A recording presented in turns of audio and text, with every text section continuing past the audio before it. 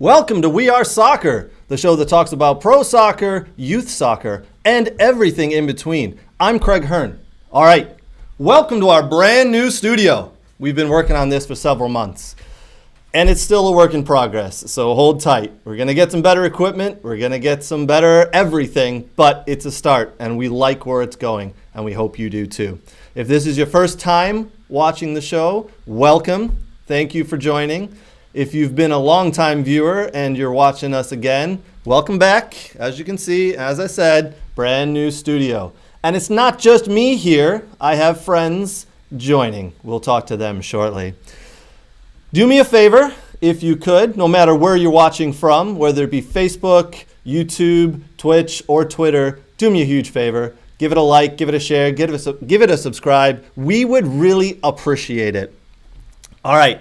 Now, back to the studio, as you can see here.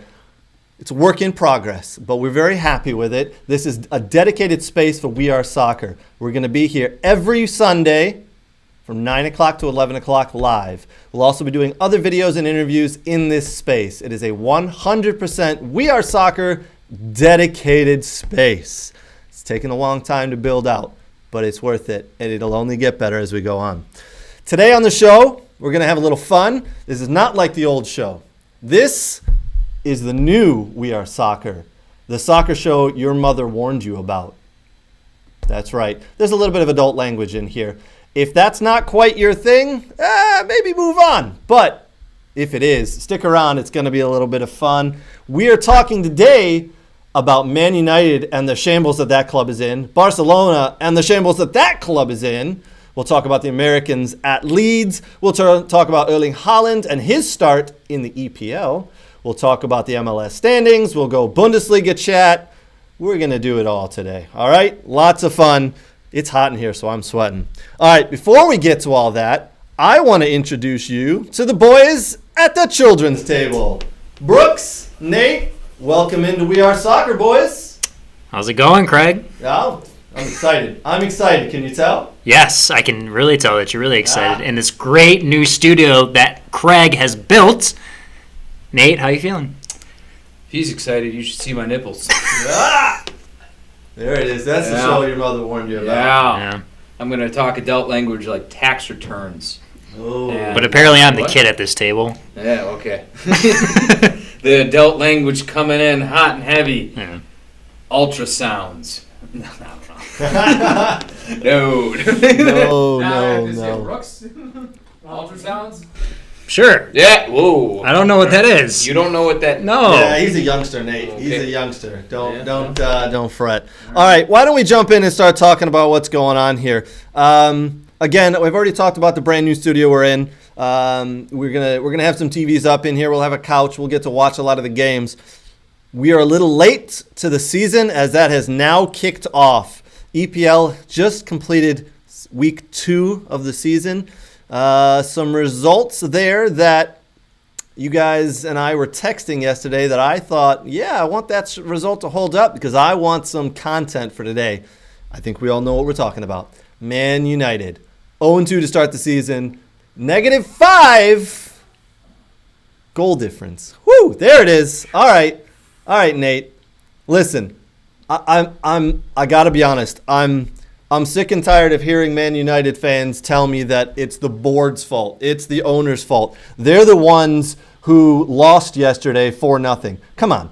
Man United have some good players in that team. Ronaldo, Fernandes, De Gea. Maguire's a good player. He's a bit of a scapegoat. Why? I mean, come on. That's not the board's fault. Give it to me. So, when the season started, you thought they were competing in top 4? Because no United fan that I ever met thought anything different, that they were going to be competing in top 4. No Premier League fan that I know of thought they were going to be competing top 4. We've had messages back and forth. I flat out told you, on the outset of like some miracle happening, if they make top 4, then Erik ten Hag should be like dubbed the best manager ever to be graced in the Premier League. You're telling me that they have good players. Okay. Mikitome starts for which team in the top 4? With Which McTominay? team? McTominay. McTominay. Yeah. What team does he start for in the top 4? And let's just assume right now the top 4, even though it's not like that, but Brentford's up there. Yeah. But let's say Tottenham, Arsenal, Chelsea, go off last year, and Man City. So where is McTominay starting there? Which team? Which one of those? Oh, four he wouldn't teams? fit in any of them. Neither would Oh, Fred. okay. All right. Hold on. No. Maybe Fred. But I don't Then think he Fred fits in then. those systems. So Fred starts in the top 4 then. Because these are the good players. you No, can no, Fred doesn't start in any of We're them. never going to go more. Rashford then. Rashford's a top 4 starter in any 4 of those teams? Bench player for sure in top 4 I teams. said starter because that's what he's doing for United right now. Fernandez starts. Fernandez would walk into a lot of those teams. Would he? So would De Gea. Would he? Absolutely. Attacking midfielder. He's going to push De Bruyne out. No, you're not pushing De Bruyne out, okay. but I think he fits into one of the other top 4 teams. Which one then? And who's he pushing out? Fuck, I'd rather have him than Jorginho or even Mason Mount the way he played today. Okay. In so the Chelsea so you got team. 1, so we're now 1 of 3, right? Jadon Sancho, who's he pushing out?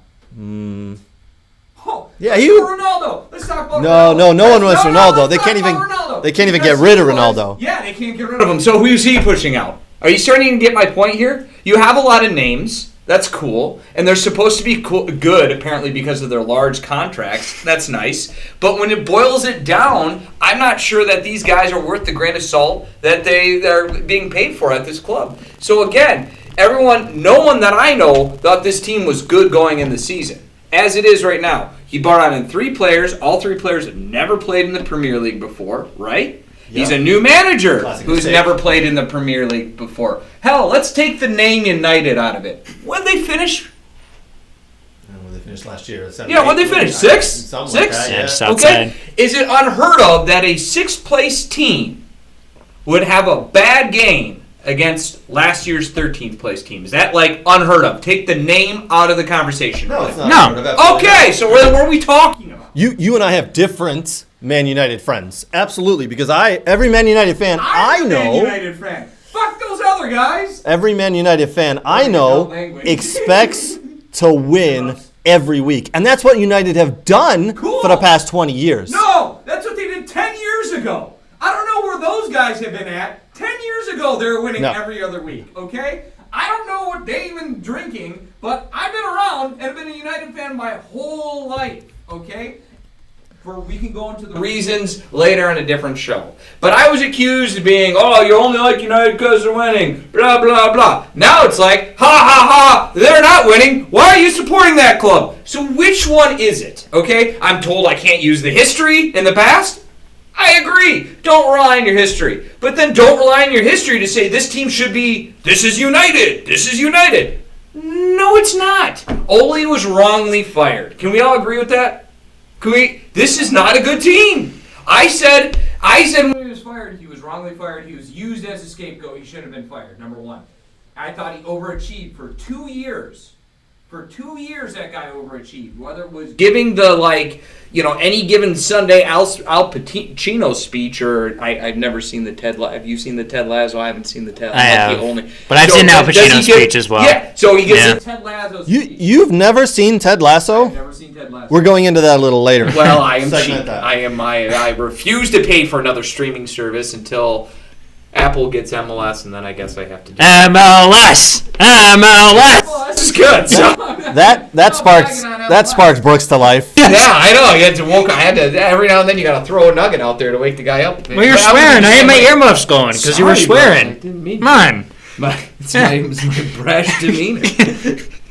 But and then everyone's like, "Oh, are you mad? Are you mad?" No, I'm not mad. Why would I be mad? Well, it's like you get in an argument with someone and you're just like passionate a little bit, and they're like, "Sounds like you're mad." I'm not mad. It sounds like you're mad. Okay, now I'm mad that you're telling me I'm mad. Yeah, it's one of those right now. Right? Okay. Because honestly, I'm not mad that they lost to Brentford. I'm not even surprised. Understood. Absolutely get it. But again, What? this is United. They have decent enough This is players. United. Oh, the same United that finished 6th. Like Again, don't use the name. I can't use the name when I said that they're good and they won Champions Leagues. I get told by City fans are living in the past, and I agree with them. Yes, so let's not do that anymore. What'd they do last year? 6th place. What are they? A 6th place fucking team. If they make Europa, Ted had did a good job. If they made Champions League, and by the way, when I say made Champions League, I mean like squeak into fourth, like barely, because there's no way they're going third or second, and no one in their right mind thought they were going to beat City, which will win the league again, therefore making the Premier League a Farmers League. More than that later. Anywho, there's no one who is not drunk off of some type of elixir walked into game one going, yeah, United got this. Yeah. Understood. All right, side note, we're going to play a little drinking game for the folks who are watching. Anytime Nate says a swear word, you drink. And anytime I say the word all right, you drink. Because I've been told I say that word a lot. All right. See? All right, you guys go ahead and give it a drink there. Welcome. This is the show, the soccer show your mother warned you about. Yeah. I mean, I had thoughts in our group text about Man United, and I think him and Nate and I were pretty much on the same par of everyone's living in the past. You know, this team is not what they were with Alex Ferguson. This is not David Beckham Giggs anymore. This is not that. This is a new era. This may never be the same old as it was before. And I think United fans, the diehards, just have to understand that this is different. People can compete. You have people like teams, the oil money owners coming in, just grabbing, and Newcastle's coming in. They're going to be fighting for players. You have teams that are trying to figure it out, and the bottom and the middle half of the table, and how to get certain players so they can beat the Man Uniteds and stay hang with the Man Cities of the world, because there always are a couple upsets. Last year Brentford tying 3-3 with Liverpool last year. I mean, they beat Chelsea 3-1. Yes. No, 4-1. Mm-hmm. They tied Liverpool. Yeah. They beat Arsenal, and I believe they beat Tottenham. Yes. So they're competing. So I mean, we all talk about financial fair play and how it's unfair that everyone buys these players, but I mean, these teams do a good enough job in the EPL because everyone wants to play there, where they can put a team together where they can. There's only two teams. Wait, there's only two. Go ahead. Undefeated against Brentford. One is City, which we all know is probably winning the league again, and the other is Stuttgart. Thank you. Oh my word! All right, hold on. I do want to not really correct what you were saying there, Brooks, but I kind of want to add on top. So over the course of the last, I want to say it's 5 to 10 years, oil money has entered the Premiership. We all know that's at. Man United have actually spent the exact same amount of money as Manchester City. Okay. So And right now, we could look that up. As of This year? 5 months ago, as of 5 months ago, they had spent the same amount of money. Now the summer transfer window has happened, so we'd have to recalculate it. But players, Man City have gone on and bought other players, a lot of players, but they sold players as well, and nobody wants to go to Man United, so Man United haven't been able to buy players. That's the thing. If I'm a team that's winning the league, and this is kind of like where even Munich comes in, or other teams around the Juventus as well. Mm-hmm. If I'm a team perpetually winning the league and can guarantee you Champions League games and to go far, it's much more attractive to go to than a team that may or may not be there or haven't won the league in 10 years. Yes. So, yeah, they might have to overpay for players. Clearly, they have. I mean, paying for players doesn't equal good. Like, money doesn't equal good players, right? Agreed, 100%, 100%. So, I mean, you're talking to dude that's done scouting forever, and I tell you how much people waste money on players. What does it matter if they spent the same amount as City? What I'm saying is, everybody that I know is saying it's the owners and the board. They're not putting enough money in. Spent the same amount of money. Wow. It's not actually the player identification. Absolutely, it's player identification. It's switching coaches every 2 years. I mean, we could go on for days. Nate, you said keeping players like De Gea and Maguire and such. I mean, De Gea has been an outstanding keeper sometimes, but he has really shit the bed sometimes. You mean like? Absolutely, bro. That was a terrible goal, the one he just let in, the first one. I'm just saying though, he has shit the bed a lot, and I don't know why they stopped. They have Dean Henderson. Dean Henderson wants to go, and they loan him out. Why? He's the England potentially starting goalkeeper. He will be. He was for a little bit.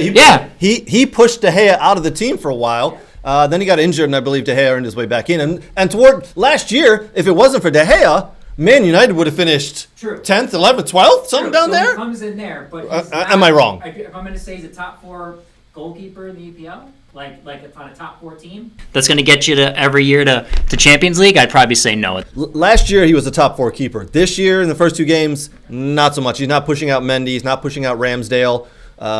He's definitely not pushing out Ederson or Allison. The starting keeper for Spain.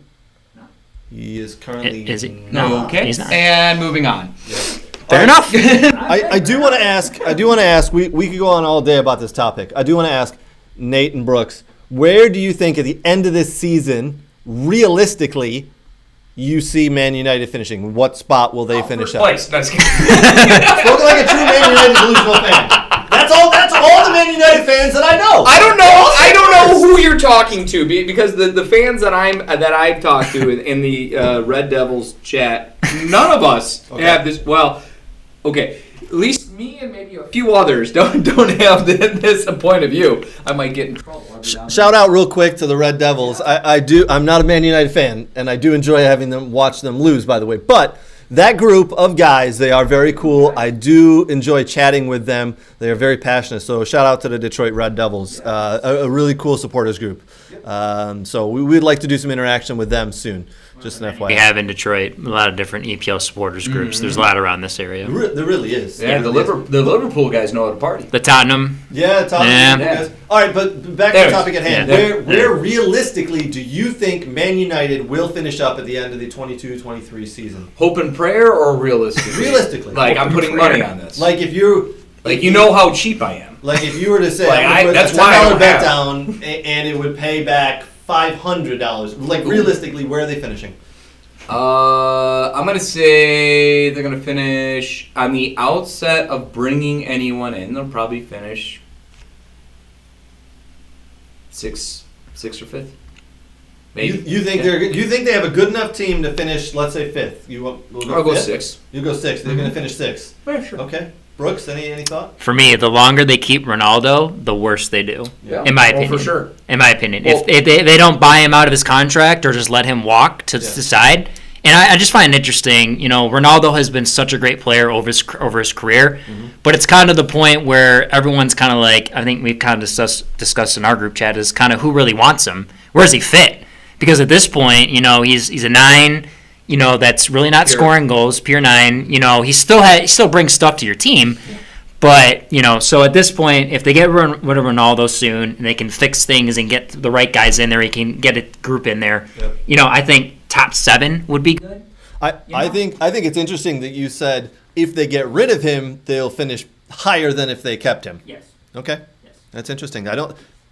If they hang on to him, if we're not selling him to like the winter transfer. Okay. I mean, that could go All right. down to like 8, 9, or 10. You know what I mean?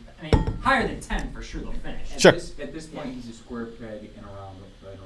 Absolutely. I thought he was even that last year, Yeah, he was that last year. and they just had to do it. They had to play him because they're paying him so much, and everybody wants to see him play, right? I Yes. mean, It's big news when he plays. Yes. third or Always. second, third without, then sixth with. You're telling me if they get rid of Ronaldo, No. What I'm saying is 3 years. They went second yeah, without. yeah. Okay, Third okay. without. I misunderstood. And then out of the Champions League, 6. Yeah. With coach fired. Yeah. Not a coincidence, right? Okay. All right. That's interesting. I like it. That's interesting. Very interesting. All right. After the game yesterday, which Man United lost 4-0 to Brentford, we all very well. Powerhouse. Powerhouse. Third place, Brentford, please. Powerhouse Brentford. Yeah. Eric Ten Hag gave an interview and said if he could have, he would have subbed the entire team at a halftime.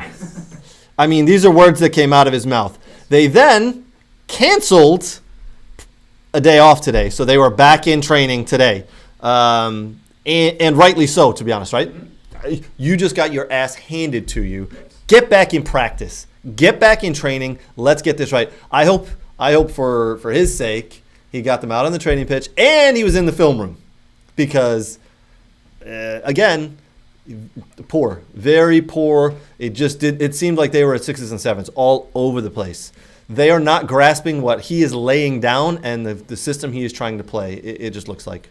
Well, I think at this point, too is you have such high caliber players, and again, I'm not saying that this means that they should be a top 4 team, but there's a point where you have such high caliber players where if you try to implement too much of a system for them, it's like, why? Let them do what they do. Let them do what they're good at. Identify, their strengths and weaknesses, and build around that. Don't force them into a system that doesn't maybe fit what they would do. And again, it's year one, right? It's year one, so he's got to have time to build. I disagree. Really? Yep. Really interesting. What's the long-term goal? For this year? I mean, Champions League, right? Not for this year. What's the long-term goal for any team? Continued success, right? Exactly, and to get in the Champions League and win titles. You need a system in place for that, right? I don't think you do. You don't? If you have high caliber players that are national team players that you're saying Man produce, City doesn't have a system in place. You're saying Liverpool doesn't have a system I think in place? Guardiola has the system he does, Yeah. but he lets his guys have freedom to do what they want. Well, He I doesn't think- pigeonhole them. I I think the very Dutch way disagree. sometimes pigeonholes players, and that's why you saw Koeman get out of Barcelona so quickly, because he tends to pigeonhole people. Good Time thought. will tell. Time will definitely tell. I would say this. I think United did that for a while, Okay. and it hasn't worked for them. Okay. And they need a system in place, a strong one. Okay. And that doesn't mean not letting players do what you do, but identifying players to play a certain aspect or that can play a certain aspect. Okay. And I would The say, only way to figure out who can do what is if you put it in place and let them do it, Mhm. and then you assess the players based on how they perform within the system you have. And if Okay. you're not the right player, then you get him out. And this Correct. is why I said this year is a scratch-off year, because he'll put his system in place. yes. And he'll allow the players to try to play, and then he'll know what he has. You Agreed. don't know what you have until you let him play, and so Yes. that's why I've said this whole time. This year, scratch off doesn't really matter. That's why he's bringing in players that he knows Yeah. from a league he knows, and we'll see if it works. Worse. I mean, I also don't think there is a right formula for a manager, period, in the Premier League. You look at some guys who bomb out, come back, and do great. Agreed. for Agreed. lower end teams. to be honest Agreed. with you. Agreed. David Moyes, for one, he Yeah. proved that he couldn't handle the pressure. Man United left, came back to West Ham, and has done very well with them. I do want to say, I think, I don't want to say who's right or wrong. I think it's a little bit of both there. But a great example of a team getting a manager, having him implement a system, and sticking with him, not putting pressure on him, and letting him ride out is Arsenal. Yeah. Last year they went 0-3 in the first 3 games. They were terrible. That was a disaster of a club, a disaster of a start to the year. And how they finished? They finished 4th. They finished last year. I mean, Arteta was able to slowly implement his system with the players that he had there, and he kind of weeded out some of the bad ones. But I thought he did a very good job. Now they're reaping the benefits, right? Towards the second half of last year and the beginning of this year. Nate? So I want to read something off Facebook from Pablo here.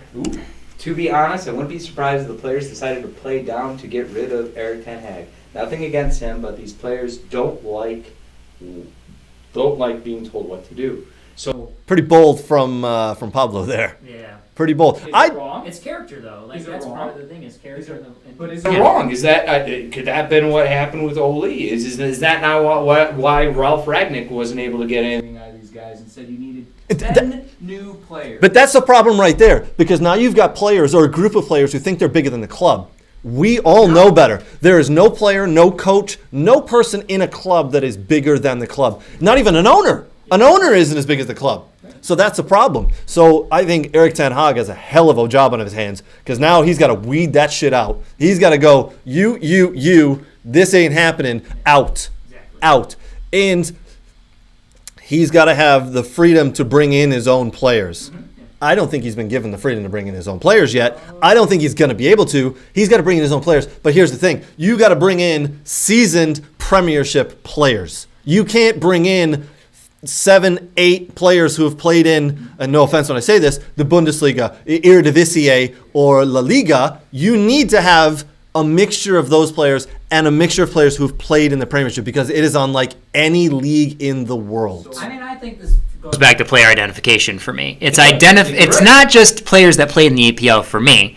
It's identifying the players that are the caliber that can play within the system that you want, but also can make a difference at that level. There are players in other leagues that you can bring over into the Premier League, and they can do well if they dismantle this team. You just have to go out and find it, and that's the point. If you don't go watch games live, if you're just watching stuff on video and whatnot, you don't do the work, you're never going to find the players. And now you've emphasized my point. I have, haven't I? You did. I just went back and just crushed my point, right didn't back I? in, and like now we're in a. I do that sometimes. Yeah.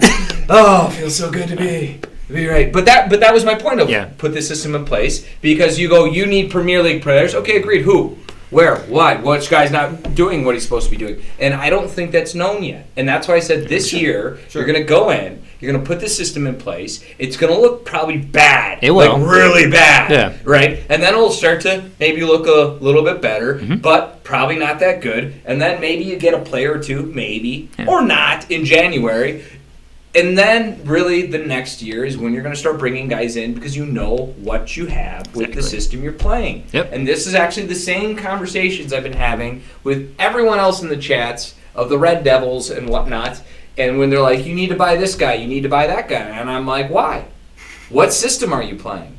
What's he going to do for you? How is he going to play? Are you just buying someone because that's the name? And honestly, I think that's what United have done, Angel Di Maria, like several times, Danny Van de Beek, where they just bought someone because, hey, look at his name, and that's kind of cool. When you misidentify players and miss with that amount of money, you set your team back a lot in like a couple years by misidentifying players. And unfortunately, I think they just kind of went after big names that maybe didn't fit everything that they hoped they would. So, from my perspective of how within the game, for me as being a guy that does scouting and has seen things and heard people tell me stuff of how people are run in the front office and such with technical directors and how they choose players, there has to be cohesion between the head coach and the technical director, the head scout or whatever, of this is the player we need, and we have to be very accepting of he may not do all of this, but he gives us this. And we also have to go out and do our homework, and we can't just sit behind a computer and just watch video, because that doesn't tell us enough. Right. We need to go see the guy live. Absolutely. So there's a lot of things that United need to do to get better, to improve. All right, so a question for you boys and a question for everybody who's watching live. We all know the mess that Barcelona's in. They haven't been, you say the name Barcelona and everybody laughs. It's freaking, it's hilarious. They're 1.2 billion euros in debt. They can't sell their players. They can barely register the players they've bought. Where this money is coming from, no one knows. Bigger shambles of a club. A club right now, which is in bigger shambles, United or Barcelona? Still Barcelona? No. You think it's United? Really? No. You think United's in bigger mess right now than You make a fair point, because I think Barcelona Don't have the players in place to actually help them be successful, whereas Man United does not. Would you agree? The mob doesn't go bankrupt, right? Sure. Well, That's that's pretty damn true. Yeah. So Yeah. and all of a sudden, was it 4 to 5 are magically signed without anyone being sold, right? Yeah. Like, did that happen? Well, no one wants to buy those players. No one wants to. Nothing's going to happen to Barcelona, and this is the problem with This is the problem with financial what we fair have, play. financial fair play, Yeah. and with clubs like even PSG and Manchester City. I don't know how you're paying your wage bill with some of these guys. Yeah. You're under investigation and whatever. Yep. Is that they're, I hate to say the word too big to fail, but they kind of are, So there's a good documentary on Peacock that I watched about that, and That's what, Greedy Football, is that what it was? Yeah, it's on my list. I really want to watch that. And they emphasized that, and this is not me, because everyone, you just hate the city. No, this was them talking, and they noted that clubs like PSG, Yep. clubs like Man City, that are essentially backed by a state government. Yep. Because those owners are part owned and have connections, and that money just flows right into them and untapped, if you will. Yeah. And that's why these Premier League teams that were pretty big, that was their conclusion, not mine, was in order to try to keep up with the likes of PSG and City, wanted to do this where they gained more money. So, again, not my, conclusion of the events. That was theirs. Interesting. Yeah, very, very interesting. I'm going to have to watch that documentary. It was a good one. Yeah, from my perspective, Barcelona still in a bigger shambles right now because they're 1.2 billion I don't think in anything's debt. gonna happen. No, nothing's going to happen. But The they, players are fine. yeah, they still found a way to get the players they wanted. But Well, they're registered now too. yes, they had to let some go. Let their contracts disappear. But I think United and I know a lot of the Red Devils and a lot of the United fans out there will disagree, but. They do have people who do genuinely care about the club and are trying. It's just they're not very good at their jobs. All right. One of the games we saw today was Tottenham Hotspur visited Stamford Bridge and Chelsea. Woo! Ooh, there was some VAR controversy. There was, what you're calling Shakegate, a little bit of handbags.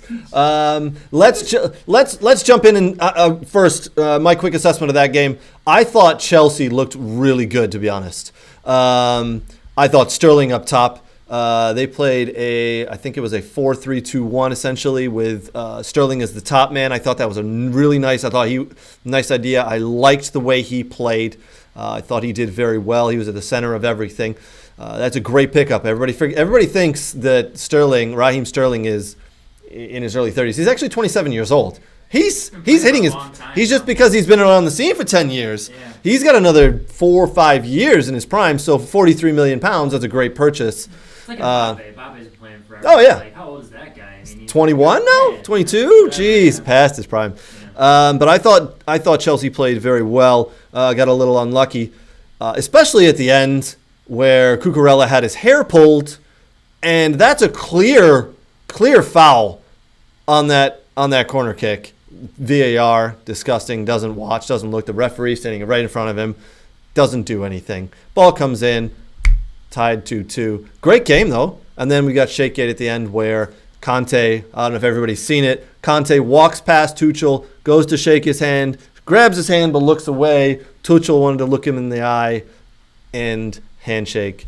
Nate looks like he wants to say something here. You're a big handshake guy. I mean, he's just copying off of Jim Schwartz and the Detroit Lions there. I mean, Schwartz and hardball. I mean, Yeah. this is like we've done this before. I've seen this before. I've seen this episode. I think it was poor sportsmanship on both their parts, right? Conte's got to look him in the eye when he shakes his hand, and Tuchel's got to be like, all right, whatever, let it go.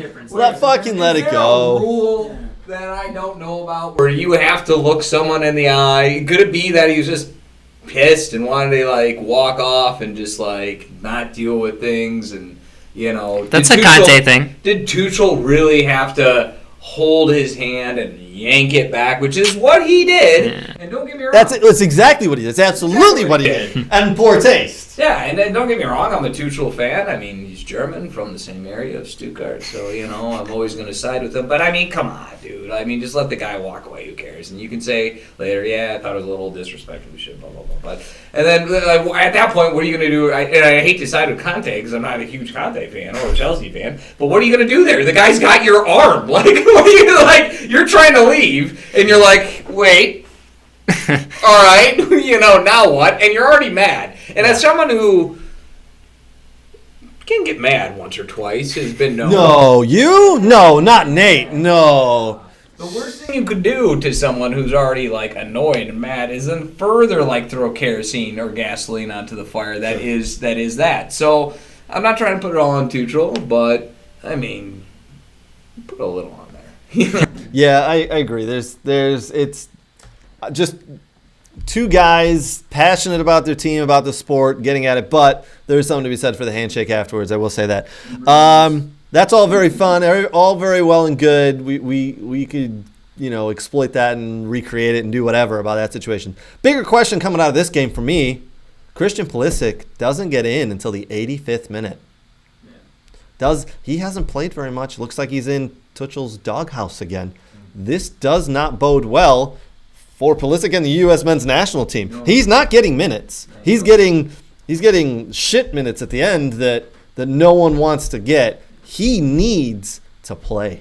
I mean, this is a World Cup year. We're less than 100 days away from the World Cup.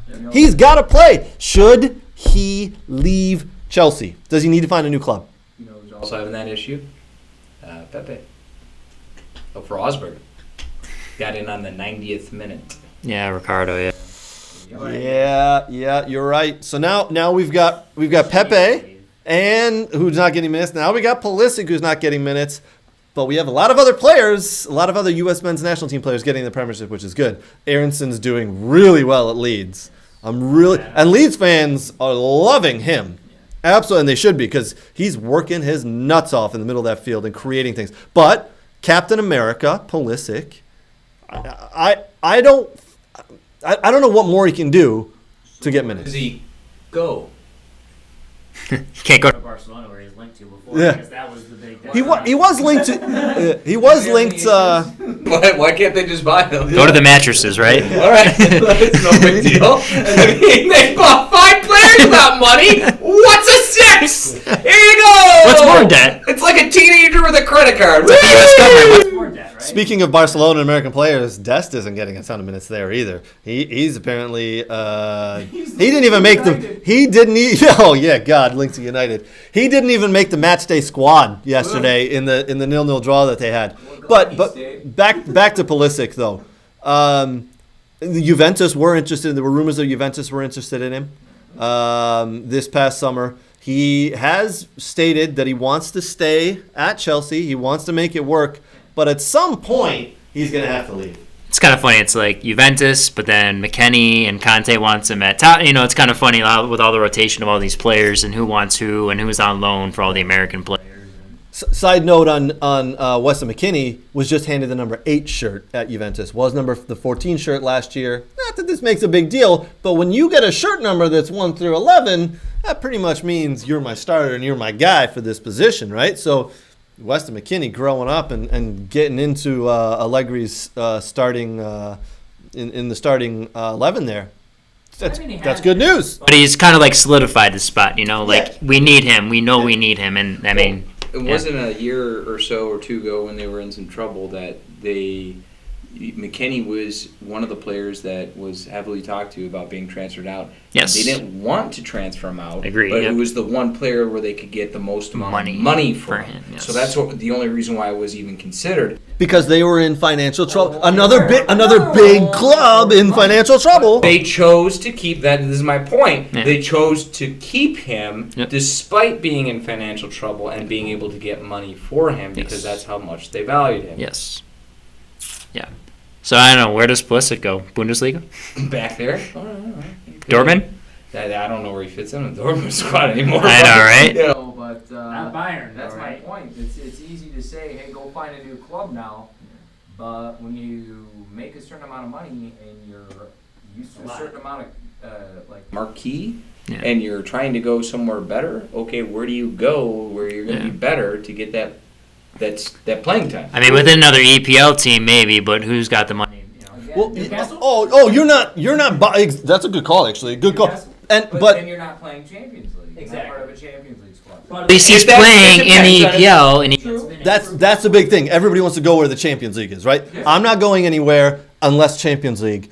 But Sometimes you gotta great, sit on the bench and not play, and then you get to the Champions League final and not play. He obviously thinks he can work his way back into the rotation. I don't know if he can. Here's Hate to say this, everyone's going to throw cups at me, but could it be he's maybe just not good enough for the Premier League? No. I absolutely think he is. He's injury prone, but I absolutely think he's good enough for the Premiership. His former coach at Dortmund, who was starting him at Dortmund, is now going to not start him at Chelsea. Because you have a point. You're the valid point. Because what now? It's a valid point.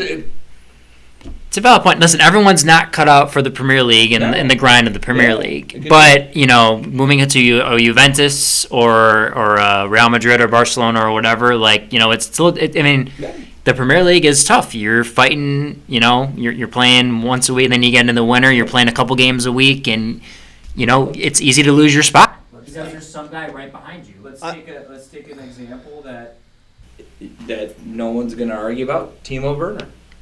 Yeah, He scored this weekend, first game back. Started. feels Yeah, comfortable I mean, there he's- too at yeah. Leipzig probably. Listen. He wasn't the best striker and best finisher for Chelsea, No. but he brought a lot to that team. There's a reason he kept getting picked to play in Chelsea's side last year and the year before because he makes great runs. He's quick. Haircut? Not just because he's German, not just because he has a nice haircut, because he makes good runs. He holds the ball up well. He does other things. Now, his finishing was terrible, right? He needed 3 chances to put one away. Does that mean he's not a good Premiership player? No, not by any means. Going back to your question about is Pulisic good enough to play in the Premiership? I think he is. I want to see what people watching say about that because I personally think he is more than good enough to play in the Premiership, provided he can stay healthy. So then why isn't he starting? Because there's better players ahead of him, Okay. or the system that Tuchel's now implementing doesn't fit him. So Tuchel stay. I mean, he could have, but Tuchel is playing, I think, similar systems at Dortmund. Well, yeah, there's similar system that he had, and that Pulisic was one of the better players there. Now you're at Chelsea where there's more money and you can bring in better players. They just paid 50 some odd million for a left back, Cucurella. I mean, that's crazy money. So you're in agreement Meant that he's not good enough for that team because you just said that. there's better players. No. I'm right. No, you asked, is he not good enough for the Premiership? He's definitely good enough for the Premiership. So why isn't he starting? He may be in the wrong team.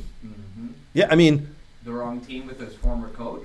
yeah, absolutely. I think just because it's your former coach you're playing for doesn't always mean that It's the right person to play for. No. Because obviously, as we know, things change, Things right? change. You get new players, you have more money now to spend, you kind of get the players you want. Dortmund, you didn't really have the opportunity to get that. It's different.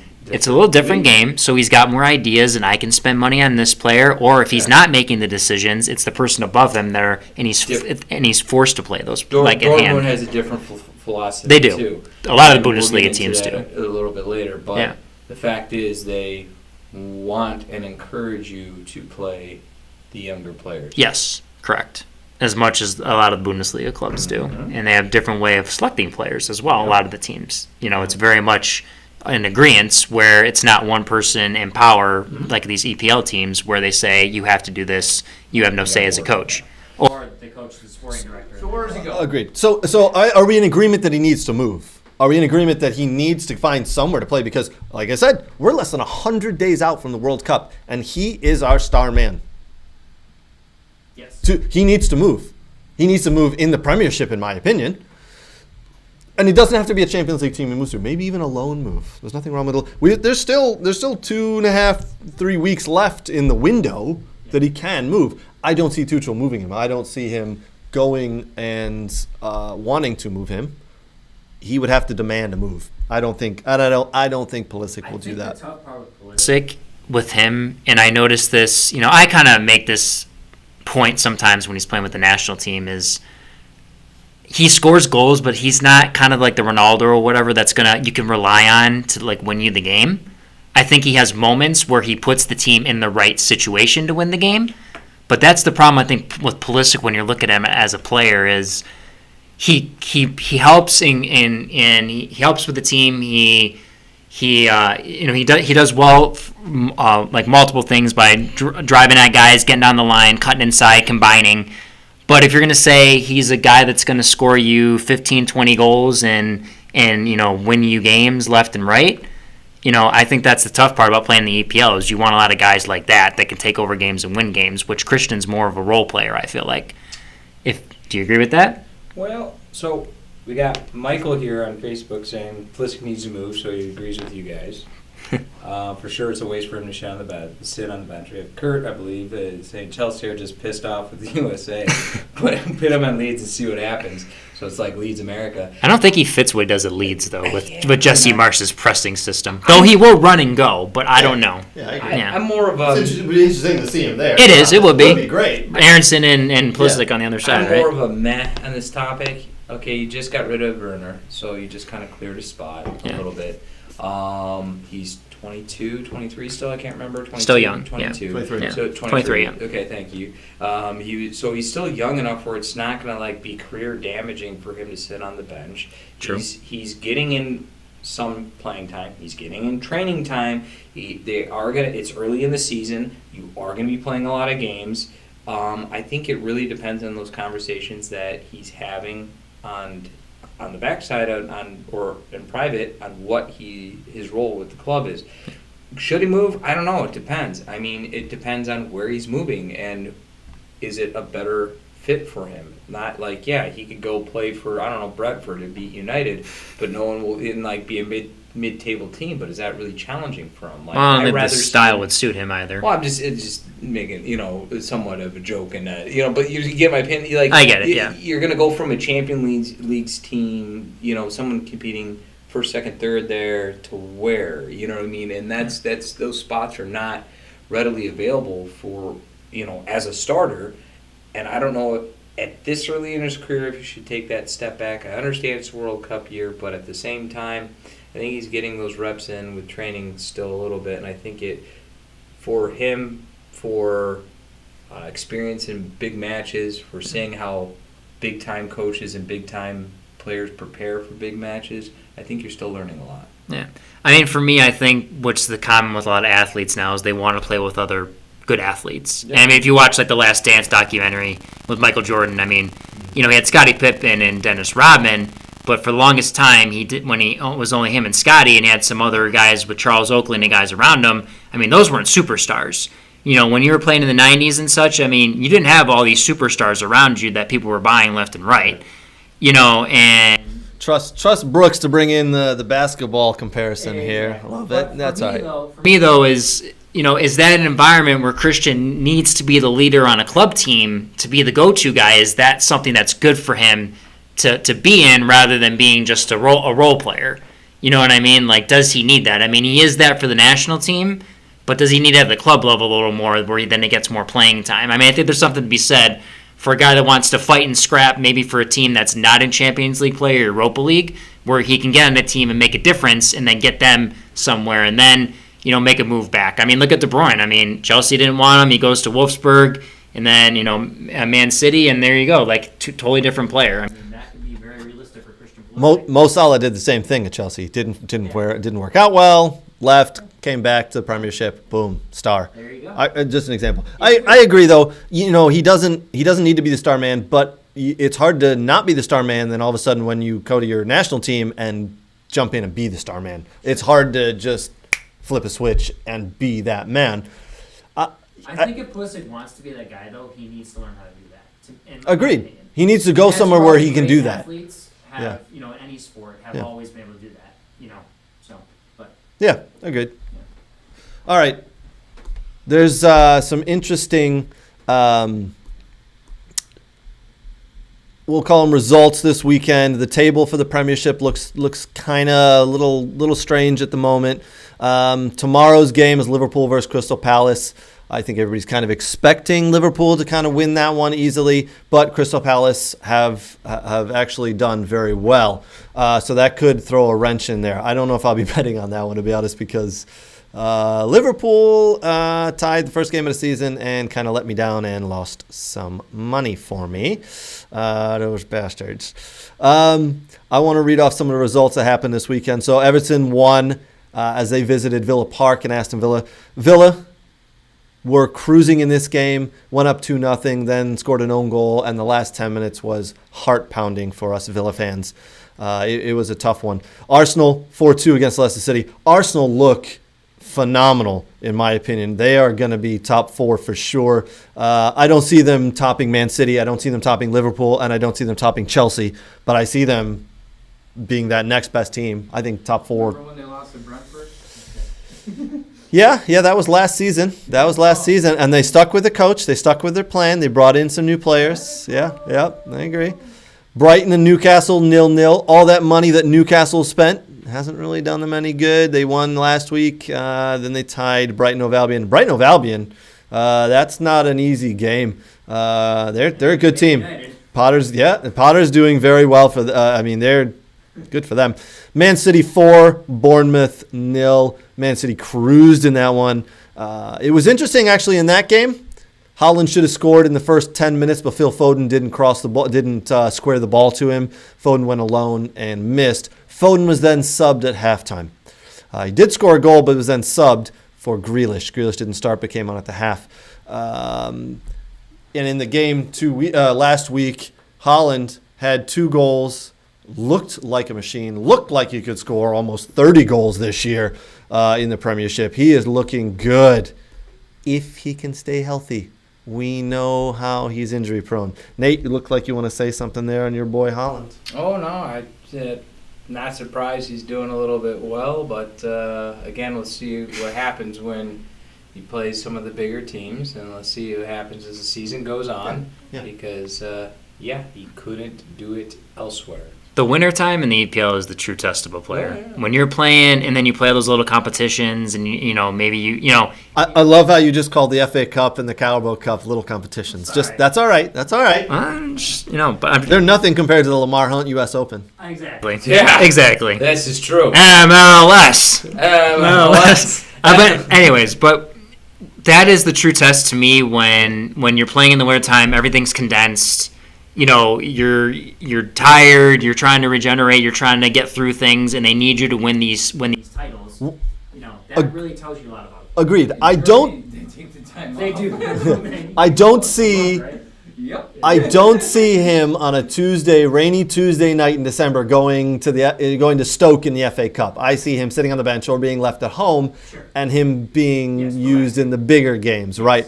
And because they have enough depth. Pep, That's the thing. absolutely. Pep and Man City, excuse me. Pep and Manchester City do have a record of keeping players healthy with rotation. They do a very good job of rotating players. You don't see their big players getting injured very often. I think the backroom training staff that they have at Manchester City has to be one of the best in the world because they keep their players healthy. Yes. Same with Liverpool. Best spot for Haaland was Man City, for sure, because he's going to get healthy, he's going to get rotation, but he's going to get the balls in that he needs because he's not going to dribble an entire team and score goals. He's going to be in the box waiting for crosses. Nate, you look like you're about to say something smart, so don't let me down. I won't. So we got an open question. Uh-oh. From Michael. All right. This is from Michael Tyson. Yeah. Good friend of the show. Thank you, Michael. Appreciate the review. Predictions. Who will have the most goals in the EPL this season? You want to know my answer was? I would like to know your answer. Mason Greenwood, Manchester United. Okay. No, what? You're going to be asked to leave shortly. Is Did he Michael still give playing? who his? I know. I think it'll be Haaland. I think it'll be Haaland 1, Salah 2, and Son at Tottenham 3. Yeah. I'm going to go serious. I'm going to say Mo Salah.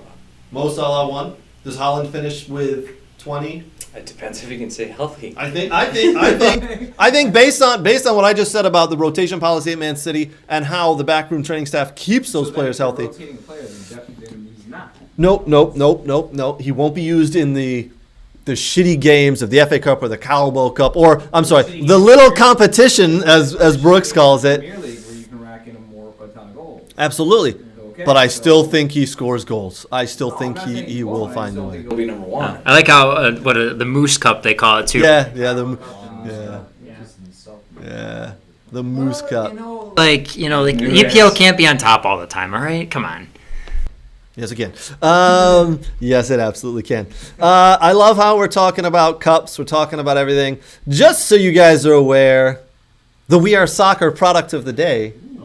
Ooh, very nice tumbler. On sale on our Facebook page for $14.99. You guys don't What's have. the refreshing beverage out of that? I just got a koozie.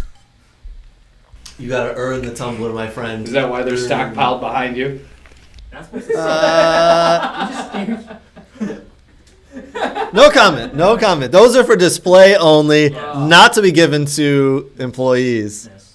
I bought this. You got those. I did actually buy this. Yeah, you got those Yeah. from like the third-rate country that like puts lead in the cups. That's why it won't. Well, actually, no. If that was true, you'd let us use it. Yeah, I would actually. You're right. But $14.99, you can purchase one of these on the Facebook shop for We Are Soccer. Just Yeah, we were talking about the Moose Cup. I figured cup. I didn't actually know the name of this. I was like, is it a coffee? It's not a coffee Yeti. mug. It's a Yeti. Yeti's a brand. Yeah. Just like Kleenex. Tumbler. Yeah. That my wife told me it was like Tumbler. Yeah, she's like, yeah, it's a Tumbler. What are you talking about? You didn't know that was called a tumbler? No, I was clueless. I don't use these very often. Wow. It, But it people keeps can it drink keeps the. this. My wife uses this thing all the time. Yes. She's got one at home. She paid $14.99 for it. Nice. I have Um, one as well. Not We Are Soccer, but I have a tumbler one as well. I need one though. Then it's not as good as this one. It does keep your coffee very hot. Wah, wah, wah. True statement. And doesn't that allegedly make all the other tumblers not good? Yes. Tumbler? Yeah. Yes, it absolutely And it does. enhances every flavorful beverage as soon as it hits your tongue Absolutely. due to the combination of the tumbler technology from We Are Soccer and the backroom staff of scientists that you keep. We use a And- giant tumbler because your coffee, right? Yeah, you should see how much coffee. Yeah. Ooh, coming up next week, we're going to do coffee reviews with Nate. Yeah. Nate is a coffee connoisseur, You. and he will be bringing in a coffee and letting us giving his review of the coffee. So make sure you tune in next week, folks. We're doing a coffee review. Can you brew us some during the show? I could, Yeah. but I won't. Could, So nice. could you imagine all of us on like coffee that Nate brews? We'd be I had a We would 40 never we'd be sleep. we'd be jumping up and down. My Third 40-ounce iced coffee on the way in here today. I don't really. really sleep. Third today, Third today. Wow. Yeah. 40 ounce. Extra shots. No, no, only if I get it from Tim Hortons because Ah. the coffee is weak. Whoa, no, whoa! They're not a sponsor here. They're not a That's sponsor. why Tim Hortons not a maybe sponsor. if their Yeah. coffee is weak, so maybe if they sponsor, their coffee This is- will be strong. This like is me. true. Did you know that when you drink out of these, you instantly become a better soccer player as well? I believe it. You know, if you drink out of one of those, you instantly get a body like mine. If you drink out of those, you get hair like me. Yeah, of which, you just Nate- become the ultimate male. Yeah. You got, skills like Craig, body like Nate. Height and hair like Brooks. You gotta have height and hair like Brooks. He's a little Wow. taller than us. Yeah. Yeah. He's That- taller than you. Isn't That's an awkward-looking child the three of us just had he? right It's there. the sexiest child I've ever seen. Maybe. No. No. Adult. You know what I mean. I think so. This has got awkward. I do want you. We are going to go to a break here shortly, folks. We're going to go to a small break so I can refill my tumbler because I've drank all the liquid in here. And if you're still playing along with the drinking game, again, every time Nate says a swear word, I haven't said one in a while, so I get it like a cookie. you do. Every time Nate says a swear word, you drink, and every time Craig says "all right," you drink. So And every We haven't time Play done along. one for Brooks yet. And every time Brooks says MLS, you drink. that's a good one. Yes. Oh, wow. Every time Brooks somehow loosely refers to himself as a scout one way or another. Sold. Sold. Every time he's Sold. like, Yeah. the scouts in the back room, and Yeah. like every time he like subtly drops the fact that like he's some type of scout, you know. Oh. Yeah, that's a drink. It's just a part-time job, okay? Yeah, it's a- yeah. Yeah, Part-time hey, job, man, it's a but job. you do so well. You're the scout here. The rest of us Yeah. are just idiots who like to watch soccer. And Hello. We don't get paid for it. So I mean, played in Germany, played at Michigan State. I mean, we have pretty good resumes over there. No, he does. And you probably have a better resume than me. I've seen you score goals in Germany. I don't know what team it was for. What league. I've seen the video clips. The Germans are nice people that sometimes grant wishes on people leaving the country, just so they can get rid of them. So. Yes, they do. Yeah. All right. Well, guys, what we're going to do right now is we're going to head to a quick break. We will be back in 5 minutes. So go ahead, grab a beer, grab some chips, get ready for the second half of We Are Soccer, and we will be right back.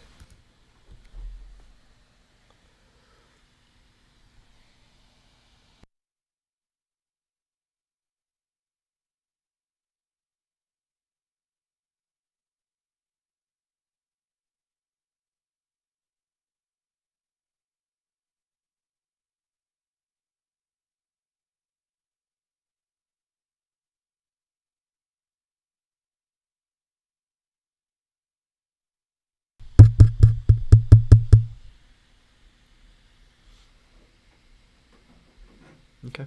I think they're off. Hey, food here.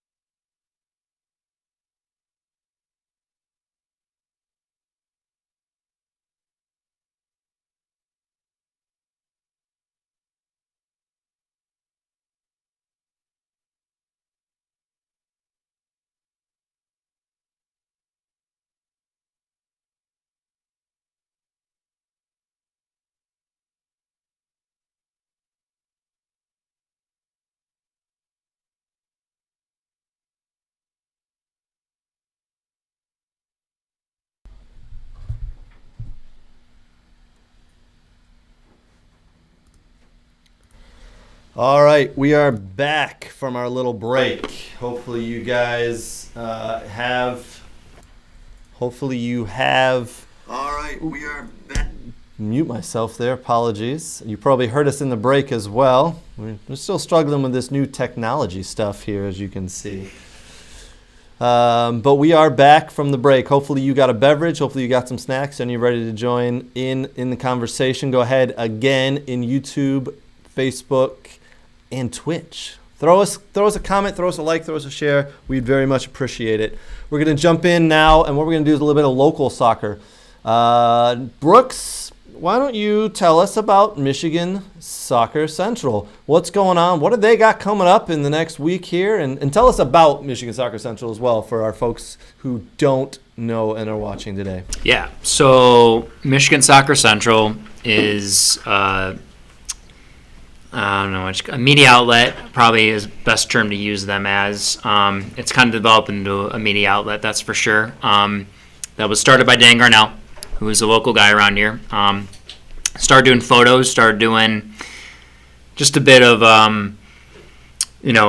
stuff with Twitter, Facebook, reporting scores, trying to help kids that may want to play in college, just share their highlight videos and such through social media. And it's kind of grown into more that the platform has grown on Twitter, Instagram, and Facebook. And the big thing that Dan's tried to do is help the soccer community, whether it's in Southeast Michigan, west side of the state.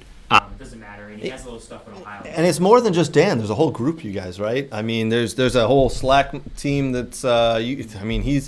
It's you, it's Robert Kerr, it's Josh, it's Dan. It's a whole team you've got over there, and it's great to see the amount of soccer you guys cover, and it has grown exponentially in the last couple of years. You guys, Michigan Soccer Central does a great job covering local soccer.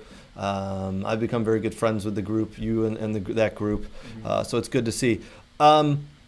What specifically do they have coming up in the next week? I know they have a podcast, so you guys jump on their podcast, give it a listen. They do a really good job interviewing local people, local players, and again, Michigan. It's all about Michigan. That's where they're focused. Our show here, more focused on the world soccer. We'll talk a little bit about Michigan soccer and local soccer, but Michigan Soccer Central pretty much just focused on Michigan, which is good. And even now they're getting up north, right? They're going to be doing some up north stuff, which is for those of you who aren't in Michigan. This is Michigan, right? There's an up north part, and then there's an out west, and Michigan Soccer Central does a great job. They got anything coming up this week we should be aware of? Yeah, so probably two things. I'll introduce the podcast, and then we can kind of talk about kind of the partnership or that we kind of have with We Are Soccer and Michigan Soccer Central. But on the podcast this week, so Robert Kerr does a phenomenal job finding guests for the podcast, coaches, players, referees, people heavily involved in the game. I've done early on with some of the podcasts, I've interviewed guys like Brian Mazanoff, who's the head coach of Ohio State, De La Salle, Warren, Michigan native, U.S. men's national team, Olympic, and also for the World Cup, played, and we've interviewed a lot of GMs from amateur teams and such. But anyway, if you go to Spotify, that's where the podcast is. But Robert Kerr is the host of the Michigan Soccer Central podcast every week. So this week, Robert has interviewed Salvatore Velarde, who's the new GM of United West FC. And United West FC will be joining the UPSL. And there's 10 teams in Michigan currently in the UPSL, and that'll make 11 for United West FC.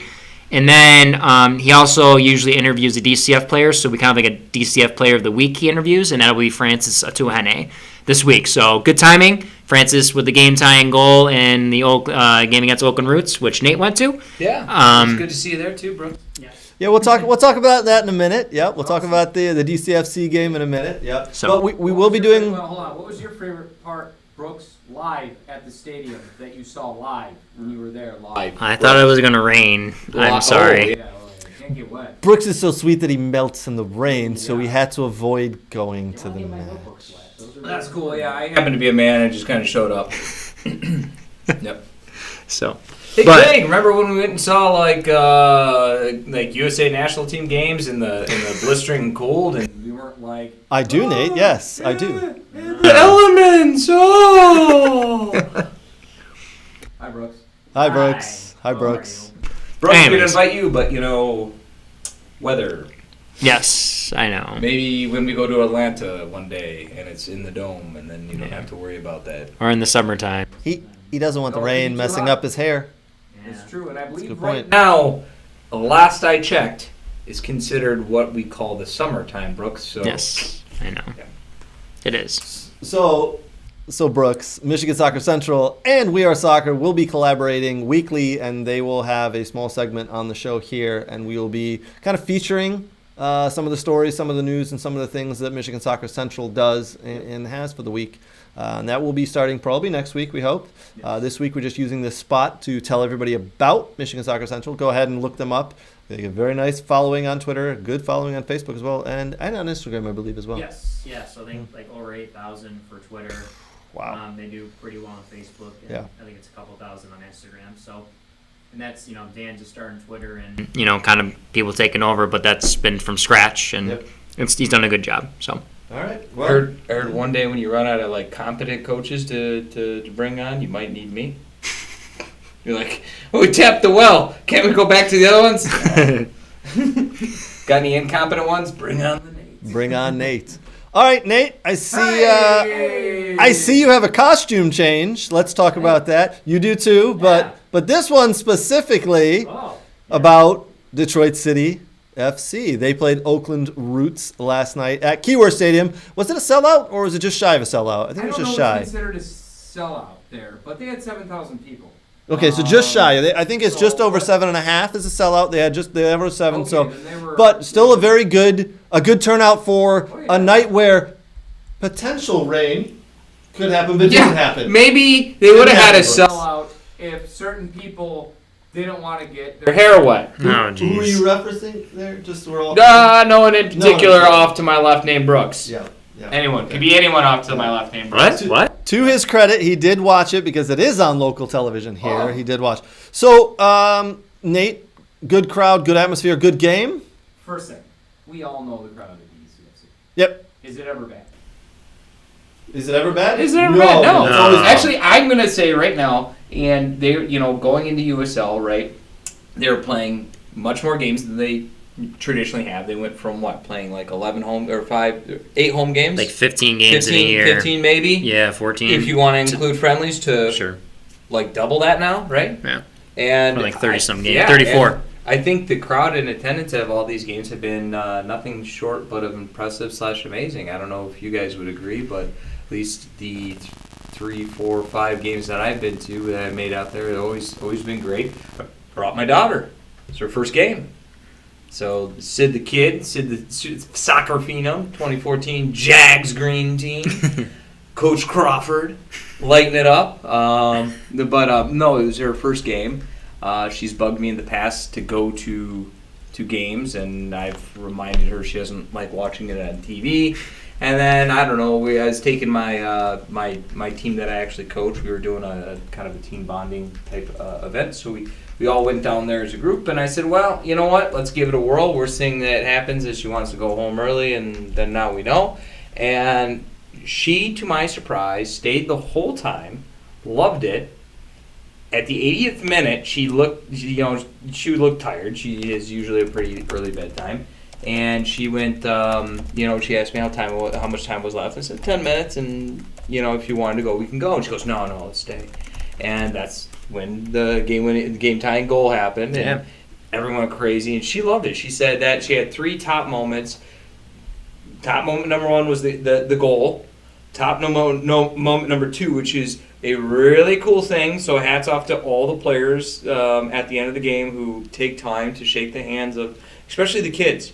And it means a lot. It Yep. does. It means a lot. It might sound cheesy, but it means a lot to, kids who play. And my daughter, that was number 2, meeting and getting autographs from the players. Mhm. And then number 3, I think was, I don't know, I think it was just the crowd or something along those lines. She just thought was cool. But those are the top 3 moments, and she had a blast, and she wants to go again. So I can't wait to hopefully take her again. And shoot Did on she like that. Friendly the Bear? She didn't He's even my see the bear. favorite. He's my She favorite. didn't even The see bear, it. Friendly wasn't there. Friendly the Friendly, bear was not at the there. game. Or at least that I can see. I think we need to have a talk. That's a shame. That's a real shame. We got Yeah. Friendly the Bear on the show. I think we can make that happen. would I love really to want have- Friendly the Bear on the show. I think I'm that's a big great mascot idea. Guy. Yes, Big Think- mascot. me guy. too. We can make that happen. All right, let's talk about Detroit City FC for a couple of minutes. Brooks, you and I, before the season started, thought that I don't want to say they were going to struggle, but they've done a little bit better than we had thought. They have done very well. Trevor James has got that team. Now, in recent weeks, they have struggled a little bit with some ties and a few losses, but that's okay. They're playing well. They're doing okay. They need to pick it up a little bit. Maybe they can sneak into the playoffs. I think they're going to do it. I think they're in a little bit of a mid-season lull, but I see them picking it up. I see them getting into the playoffs. What are your thoughts? It'd be interesting. For me, So great start out of the gate. I think people didn't have a lot of expectations for this team. You're just like, oh, Nisa players. Not to say the players they signed that were like the Hopino and everyone. They're not washed out players, but they're kind of coming to the end of their career and they still have something to give. And so I was thinking, nothing crazy, not great signings, but I think this is the experience of Trevor James and him being in professional football for so long, MLS, overseas, identifying players, finding a system that he knows that works. Also, being with NASL, when Indy 11 was an NASL back in the day. So I think with Trevor's experience and just putting the right pieces together, and honestly, what his wife's been able to do as a GM with getting the players together and bringing the team together and with camaraderie, and just the great job the front office staff does. I think that's really been a reason why the team has excelled so well. There's a lot of cohesion within the entire organization. So I think that's been a big thing. Now, obviously, as the season gets on, you get some injuries, right? So they've gone through some injuries. Guys haven't played all the time. They've had some key injuries as well, which they fought through. But yes, you're right. It's hurt them a little bit. Yes. They've had guys who've been playing a lot of minutes. Yes. Some key players who got injured. Pato got injured for a little bit there. Dunwell got injured. Yeah, I mean they've had some. Stephen Carroll with a hamstring injury off it a little bit. Yeah, they had some key players go down with injury, but they fought through. Yeah. So. For me, you get like a guy like Carl Ouimet on loan, from Indy 11, who's been a proven guy. He's been around the USL and second division soccer for a while and a little bit in MLS. So, you bring in a guy like him and, he's done really well. So, for me, it's going to be interesting. It's kind of a dogfight. It's you got to stay healthy. You need points here and there, especially for me. When they play the Loudoun Uniteds, they've played Atlanta United twice, but when they play whatever second, like the reserve team of MLS teams they have left to play, I think they need points from there, and they need to start winning a few games here and there to separate themselves in the standings at home. Sure. You get a point on the road, that's great. You steal a point from someone at home, that's terrific. But you got to win at Keyworth, and I think that's going to be the difference of them going on the road in the playoffs to them hosting a game in the playoffs. which I think this team Agreed, is 100%. good Yes. to get in. Just, it's not sexy. There's nothing sexy about the playing style. No, they do not play sexy soccer at all. It's No. grinded out. It is But it works. down It and works dirty, in Division grinded II out level. soccer. They're going to win games 1-0, 2-1, Yes. and it does work. And that's what you have to do in the USL Championship, right? Exactly. Right. And that's what this league is. A lot of Athletes, not super technical guys, I would say, not a lot of them. You get pitches that are a little different. As we know, Keyworth's a little smaller than some other pitches. Yeah. But listen, you play to your advantage. With a smaller pitch and do well. And then, when it's a bigger pitch, you change your game a little bit. But listen, this team has heart and character. And I think at the end, they'll get into the playoffs. Yep. And heck, making the playoffs for me is probably a successful season, even if they don't win the whole thing. Absolutely. Your first year in USL Championship, it's absolutely a success of a season. I think, as I said, I think they'll get into the playoffs. I think they'll sneak in there, kind of the back door, last team or two in, and that's the goal this year. The goal was that had to be the goal, right? Just to get to the playoffs, because there's some really good teams in USL Championship, and we've seen a couple of them come through. Tampa Bay Rowdies, Loudoun, Louisville City, Memphis 901. Yeah. There's some great teams. Ben Pierman does a good job. Oh. I mean, you know Ben Pierman. We know Ben from Michigan State, right? Yeah. Michigan State. I mean, the first year was a little bit of a struggle, but he's really brought in players. He's got a system. I think what's helped him too is the ownership is not invested in their minor league baseball team anymore. They're all in soccer. So now he's got a little funding behind him. Now he can bring in the players he needs. Got Tim Howard in there in the ownership group. So, they're doing well, Memphis. Wait, Tim Howard is an owner of Memphis 901? Yeah. I did not know that. Yeah. Did you know that, Nate? No. I did not even know that at all. That's pretty interesting. Surprise. That's not surprising at all. That's very interesting. That's really cool, actually. And good for Ben Pierman, former Michigan State player, former Michigan State assistant coach, former Detroit City FC coach. Ben is taking his shot, and he's doing very well. Congrats to Ben Pierman, doing a very nice job. Good dude as well. Good dude. He implemented a system. Thanks. Oh, I like it. Hey, but he had to adjust a bit. He had to find the players, and Took him longer to that. Well, again, we know Ben's going to play a lot. But listen, when you get a system like that in the players, it works, right? Yeah. But the problem at the Division II level, when you run athletes and such, Yeah. it's just a little bit different. It's like College soccer a little bit. When you run an athletic team that's a little more athletic than you, you're not as technical. Agreed.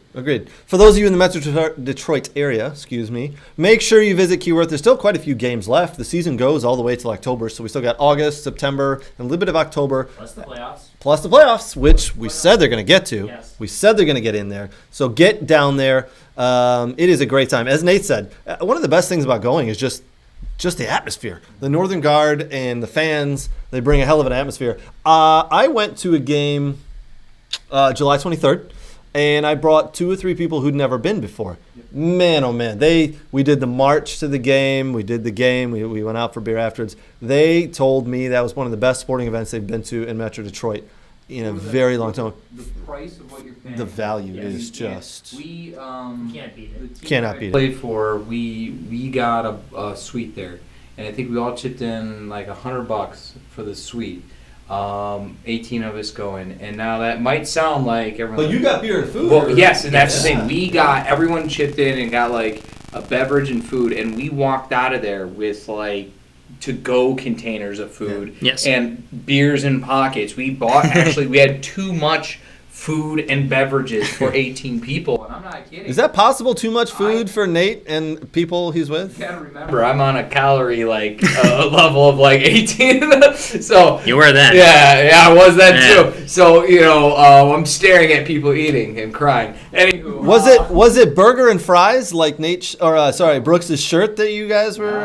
Hey. Pelican House. this is all the food truck stuff that you see out there. The food trucks are awesome, by the Yeah, way. but That's what you get when you just put in the order as ahead of time. And Yes. we actually came to the consensus that if we do this again, we have to not order so much food and drinks because we had too much. It was like overkill. Yeah. So, but that just shows you the value there. Like The value is unbelievable in Yeah. Metro Detroit because you're not paying $13.50 for a beer like you do down at Ford Field. you're not gonna Pay $100 for an in-game suite ticket, more food and drinks that you're gonna know what to do with. Exactly. Anywhere. I And don't care anywhere. Period. The Full food stop. you get and the beverages all go back to local businesses. Yeah. Oh, there it is. Love it. Yes. I think that's a clap for Detroit City FC. Local businesses, well done. I do love the fact that they give so much back to local business, local charities. They do a great job.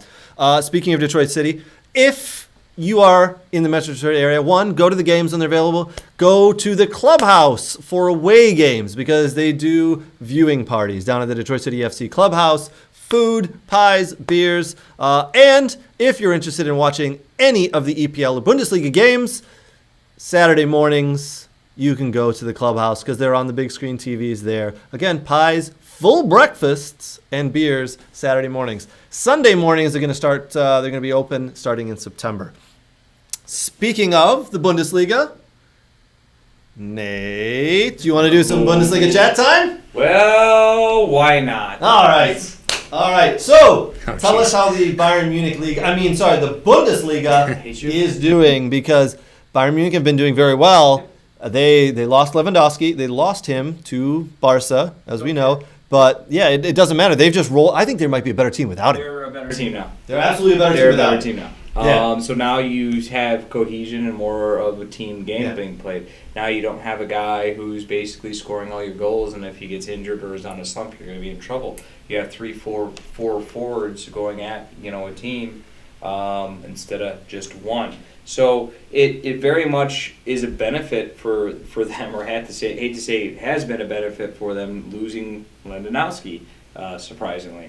So, from that aspect, they've been doing great. They have, Sadio Mane playing at that target forward position, kind of in there, but he's interchanging in and out. Naby and Musiala started, those last two games. Musiala has been playing really good, Jamal Musiala, for them. And, the rest is just kind of history. But Bayern doing what Bayern do after two games, won both games. They are, if I can scroll back here, they are +7 goal difference with 6 points after 2 games. And Borussia Dortmund doing what they do after 2 games, +3. That's +7 with an asterisk, because Frankfurt really is not that great of a team, even though they won the Europa. Eintracht Frankfurt are usually a pretty good team, though. I mean, so they've been struggling the last year or two. Agreed. And Struggles. they finished 10th or 11th, even Yeah. though they had a hell of a Europa run. Right. They're really the test will be down the line when they play, the new model Dortmund team, which is also undefeated as well, which went 3-1 against the Freiburg away. Mhm. They were down in the beginning, and then they each subbed on the actually. So if you're a new coach and they have a new coach this year, right? What would you consider the best thing what a coach could actually do? A new coach? Any coach, like impact subs, right, in the game. Yeah. Being able to sub into That's, that. Okay. You put a system in, and hopefully those players that you have can Okay. implement that system, but you can change the Agreed. game with subs. Brooks, agreed? Yes. Great. All right. So this was the Dortmund sub lineup, down 1-0 into the 60th minute. 64th minute they put on Wolf. Okay. 70th minute or 64 minutes they also put on Giddings, the English 18-year-old that they just picked up, who actually scored the first goal. And if people don't know, Borussia Dortmund are some of the best in identifying young players from around the world, especially in England, and scooping them up. Sancho. Yeah, Sancho, Bellingham, exactly. So we go on. We have the 70th minute, Mukuku, who had a goal and assist. And then at the 76th minute, Julian Brandt came on to give an assist to Wolf, who came on to score a goal.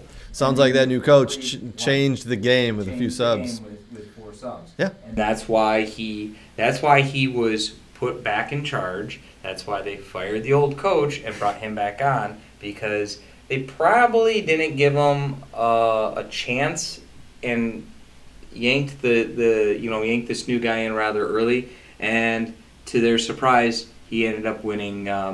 The new guy now ended up winning. Terzic ended up winning the Pokal 2 years ago. So he stayed on as an advisor, but I was always under the assumption is this guy slips and there you go. So Dortmund off and running, doing well. Have Anthony Modestin now that they picked up to replace Sebastian Haller, who is now unfortunately out with testicular cancer. I believe. He is out. And no one knows when he's going to be back. Yeah, I think they said he's out for 2 or 3 months, which is unfortunate. Hopefully he comes back better, stronger than ever after he went under surgery a couple of weeks back. Yeah. And they have a whole new back line, so we'll see, and hopefully they can push there for the title. Munich is going to be tough. Munich is going to be tough in the Champions League. They're going to be tough no matter what. And it's kind of a shame because outside of them, everyone else is really, really close. Leverkusen, their coach is he's not fired yet, but with an 0-2 start with that team that they started out with, Who placed 3rd last year. I say they did very well last year, so now you start out 0-2. 0-2. And we know how quickly German owners and boards get tired of coaches that don't perform well. Oh, yes. So he's 0-2, he's already on the hot seat. Yeah. That's He's very much on the hot welcome to the Bundesliga. after losing to Augsburg this week. And Augsburg barely escaped relegation last year. So, Yeah. Leipzig had a decent match against Cologne, a 2-2 tie. Timo Werner back in action, scored his first goal right back in with a cracking 30-yard goal.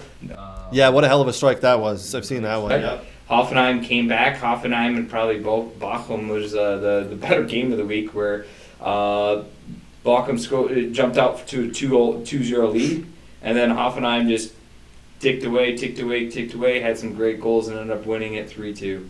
So that was a great match for them. You ready for the Nate Janulos heartbreak? of the Nate Janulos gonna cry. I am ready. Brooks, are we ready for this? All right. What is it, Please Nate? pull out your violin. Thank you. It was a fraudful heart. Keep going. It was a fraudful match. Stuttgart went down early, but then came back with 2 goals. Juan Cialis, and if you remember this story, Cialis. That's a type of drug that you use for ED. No, different. Sorry. It used to go by Cialis Juan Makatuka, and now it's just Cialis. He is the African player who was blackmailed and had that whole name change. Oh, that's right. I do remember that fellow. Yes. He was injured all last year as well. So he unfortunately last year was not his year. His second game back in started. He had the second goal just by merely making a knifing run pass. Now, what would you consider fast there, Craig? What would I consider fast? Yes. What do you mean, like speed or like? Speed. I don't know. Like what's What about a 33.9 kilometer per hour run? Wow. that sounds pretty fast. That's really fast. that's Well, Usain what he Bolt was- fast. That's what he was clocked at. It's making this run to go score the goal Looking to at do it 2-1. Now, 2-1. Stuttgart's the lead, right? Brooks, where's my Stuttgart's violin? up. They could not close out a game last year to save their life. And Nate Last year they gave up so many goals in the final 5 to 10 minutes. 2-1, didn't he? Nate's going, yes. 30 seconds left. Nothing could go wrong. Nothing. Ball gets played in. Stuttgart. Defender decides to, dive at it weirdly. Drops right to the Bremen player and scores. Yes. Nate cries. Ball gets put in the middle. Ball gets touched. Whistle blows. End of the game. That's the little thing. And this is the problem. This is the problem they had Yeah. last year, and this is how they got into a relegation battle because they couldn't close out games. The last 5 to 6 games of the season for the Bundesliga for Stuttgart last year, they were up or tied. Yep. And I remember watching going, there's no way. They did it last game. They gave that away. There's no way. They got to have learned this lesson. Nope. They let in a goal. Or they let in 2 goals, and you're like, how the fuck did they do this 2, 3, 4 weeks in a row? And then, on the last game of the season, they finally pulled it out and secured their spot. But, whoo, heartbreak again, and it's a new season, so heartbreak again. So, but they tied Leipzig, which is a good tie. They tied. That is a good tie because Leipzig, as we know, Bremen was good away. team. Yep. Should have been a 1. They're trucking along, and hopefully they won't get in the situation last year. So, bonehead move of the Bundesliga of the week. Okay, Craig, how do you defend a cross in? Is it A, with your head? Or B, kind of like this. Yeah, no, keep your hands down. You Are don't you want sure you don't go like this? you don't want to do the hand of God in You your don't go own like penalty that? box. Okay, well, No. Apparently, in Gladbach, they feel differently Because that's how you do it when you go for a header, like this, like that. Okay. Bonehead play of the week. It was a super header. Yeah. Okay, and apparently that's frowned upon, and that was the Schalke, the last goal scored versus Schalke versus Gladbach was Superman header cross in. Don't know what that defender. Listen, I'm not a defender, but I definitely do not advise the defender go to head the ball and do that because if you no, there's only one thing that's going to happen with that. Are you ready for the Get up and grit play for the week. The get up and grit play of the week. Yeah. I like where this is going. All right. So give it to us. Berlin versus Frankfurt, very close game, 1-1 draw. But right at the end, or Yep. near the end, Yep. Harth, the goalkeeper, came out. Frankfurt player, I think maybe the Harth goalkeeper touched him with 2 fingers. maybe, and that guy Woo! Hit like a ton of bricks, baby. He was dead. Like a sniper from the stands. Oh, he was dead. Down. So the ref originally called the PK and then went and looked at it and then He went and looked at the video and overturned it. Overturned it, rightfully so. And that was the get up and stop being that type of player. Sounds like VAR worked in that instance. And well so, done. I mean, honestly, throughout the league, there was very tight games. Actually, majority of the games were draws, but there was a lot of goals. Note to self: bet on draws in the Bet on Bundesliga. draws apparently this week. It's not a lot always, but this week there was. And on a USA, note, Scully started and played significant minutes. Scally, huh? Scully played for Gladbach, played about 80 so minutes. Jordan Pefok is still starting for Union Berlin.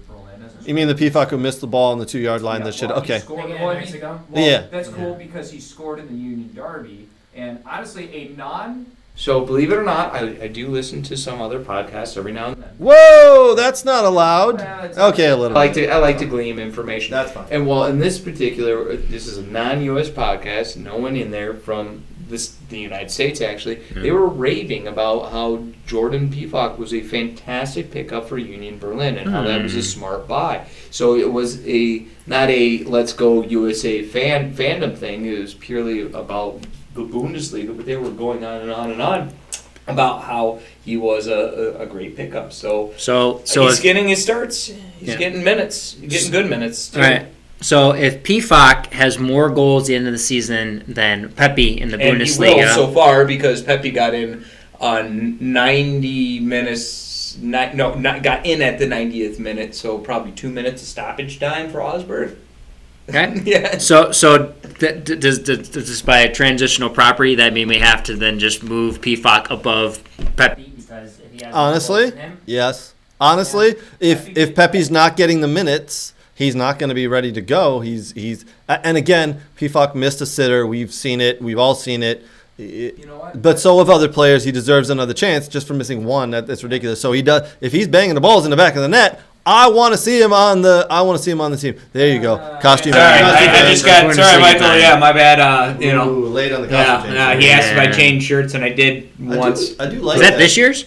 That's no. This is the birthday or anniversary gift that Mr. Craig Hearn. Oh, yeah. It's not our anniversary. It's for his wife, but he was helping a lot with the show. So Our anniversary? no, it definitely wasn't for our anniversary. It makes sorry. it special now. Yeah. I think Pefok He's gotten an unfair shake, in my opinion. Agreed. I've always said he was the Golden Boot player for last year for the league that he came from the Swiss Turkey? league. Or- Swiss Didn't he and come- Turkey league. But it doesn't matter. Turkish league, I think. Turkish league, fine. Yeah. You're the Golden Turkey. Boot. You're the Golden Boot league winner from a league, right? Period. That warrants something. Yes. That warrants something. Yeah. And I think he's gotten a unfair shake. Yeah, he missed a sitter. Okay. things happen. Show me a Ford that's never missed a sitter. That's You know true. what I mean? Agreed. But we're also missing a little bit of what we talked about earlier: system versus player, right? Greg Berhalter has a specific system he wants to play. Maybe Pefok doesn't have the hold-up skills that Pepe has. The holding the ball up, waiting for the team to come in, laying it off. Pefok is more of a out-and-out striker. I think. Pepe more was an in-behind guy. So Yeah, Zardes is kind of the key guy that would hold up a bit for Berhalter I didn't and get think him behind. I think Pepe and Pefok are a much similar player. I think they are. They like Really? to get off the ball, moving in behind. You know, Okay, all I right. think Pepe can find the game A little bit, but I think they're very similar into their playing And styles. if you're looking for a hold-up player, I think Hoppy and Duke are the other Zardes? the other. Stop it. The other, Love Zardes. the other big Ford DK. Daryl D. Yeah, I don't think he's done much. Well, he's at West Brom. I haven't seen him. I think he got hurt again. Did he? Is he? Oh man, just Sorry injury about prone. family. He's still only 21, 22 now. I think he might be 22. Yeah, it'd be nice to see him get on the field for the next couple of months and maybe force his way into the squad. But at this point, it looks like too late. Yeah, he might have just. He might not be in that squad for on the plane to Qatar. Honestly, I think it's going to be a shame, but I don't think Pefok is going to make that squad either. No, he has to. He keeps up scoring like he is, and he's got to be. You always have that player where everyone's like, he's got to make it, he's a sure in, and then he doesn't, and that player doesn't, whoever that player is. There's always That's happens true. all the time. That's true. That he's going to be that guy. That it's going to be why didn't he? And you're going to get some generic he hasn't had enough time with the system. He hasn't had enough call-ups, and it's like, well, why hasn't he? And there's not going to be a good answer for that. It's like people now saying Brandon Vasquez for FC Cincy has been scoring goals, so he hence he deserves a point to get into the. It's too late though. Yeah, it's like somebody going Stefan Fry needs to be called in because he's the best goalkeeper or whatever, blah blah blah, and it's like the guy hasn't been around for a single game. Like whoever would do that is weird. Okay, there, my friend. They're playing right now, by the way, and it's 0-0. He has not let a goal in yet. That's fine. I think he's a fantastic MLS Seattle Sounder player, not U.S. national team player. All right, Nate. Hi. Let's wrap it up a little bit here. I mean, other than that, there a lot of draws, a lot of tight games. Outside of even Munich's was a 2-0 over Wolfsburg. Right. But most everything there wasn't anything outside of the Dortmund game. Which again, I think that's should be noted because the last 4 times Dortmund and Freiburg have played, the home team has won, except this time. And again, the coach was the determining factor here. So it'll be interesting to see as we go down the line when Dortmund plays Munich how that game's going to shake out. They're missing still Sewell on Dortmund, which will be one of their starting center backs. So he's been injured a little bit, and when he gets in the fold, it'll be interesting. So, all right. Well, I like it. Good roundup for the Bundesliga there. Speaking of roundup, let's do MLS. MLS. There we are. MLS. Is that the new? It's a Chicago Fire. It's a new one It's just too. yes, Is that it's a a new new logo. jersey? New logo. I went to the Chicago Fire game, and they had Nate type shirts. And I'm like, well, if you're gonna sell Nate type shirts, I'll buy Nate type shirts. And then they're like, this is $35, and I'm like, but it's missing. It's missing sleeves. How is it? Sure. How don't I get a discount? Apparently not. You should have saw how much those plush toys I bought for my kids are. Oh my god. That's okay. That was an expensive trip for you, I see. Go anywhere I wanted. And Chicago Fire is great because there's nobody in the 60,000 person stadium of which they play for, so you can walk around. When you play in Soldier cares. Field. Yeah. You ever been? It's not like Lumen Field where it's filled all the time. Yeah. Unfortunately. It's like you walk out. And so you ever had One day maybe. One day they're getting there. It's a private. It's like a private tour when you go to Soldier Field. Nobody's there. Nobody. And they don't care. You can walk and touch anything you want. Well, I'm glad Nate's into the MLS and he's ready to go. All right, Brooks, give us a little bit of a rundown. We can kind of talk about the standings a little bit. Yeah. It's an interesting look right now for the standings. What so far has jumped out to you so far this season? We're about halfway through the season, by the way. So what to you has stuck out? So, I mean, look at FC Dallas. Remember last year we were talking about the 3 Texas teams kind of being the bottom. I mean, look at Austin and Dallas sitting in 2nd and 3rd there. Mr. Austin FC over here as well. In the Western Conference, Austin 2, Dallas 3rd. You're right. Yes. So, huge turnaround. Sebastian Lletget getting picked up by FC Dallas on a transfer. Yep. Areola working out very nicely at FC Dallas. But obviously Austin FC here with Drusy doing very well. And just kind of Josh Wolf kind of getting some players and filling them in. Diego Fagundes has shown to be a very good acquisition for them. So, Austin FC, Brad Stuver as well, with the solid goalkeeping. So they found it. They've turned it around in year 2, and it's nice to see when an expansion team, maybe doesn't do so hot in year 1, that can figure it out in year 2. Those 2 teams.